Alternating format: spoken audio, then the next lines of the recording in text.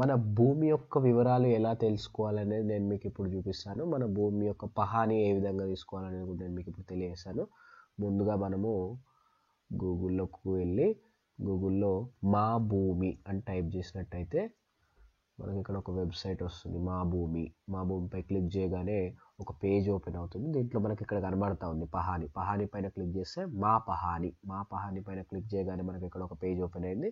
దాంట్లో మన డిస్ట్రిక్ట్ పేరు సెలెక్ట్ చేసుకుంటున్నాము. తర్వాత మండల్ నేమ్, దాని తర్వాత విలేజ్ నేమ్ సెలెక్ట్ చేసుకొని ఇక్కడ మనకు సర్వే నెంబర్ ఇవ్వచ్చు, ఖాతా నెంబర్ ఇవ్వచ్చు, ఆధార్ నెంబర్ ఇవ్వచ్చు, పట్టాదారుని పేరు ఏదైనా ఒకటి సబ్మిట్ చేస్తే సరిపోతుంది. నేను ఇక్కడ సర్వే నెంబర్ సబ్మిట్ చేస్తూ ఉన్నాను. సర్వే నెంబర్ వచ్చేసి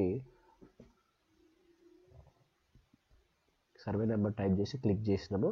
క్లిక్ చేయగానే మనకి ఇక్కడ సర్వే నెంబర్ 1822 మీద ఉన్నటువంటి పేరు వచ్చేసింది. దానిపైన క్లిక్ చేస్తే మనకు ఫుల్ డీటెయిల్స్ వచ్చేస్తాయి.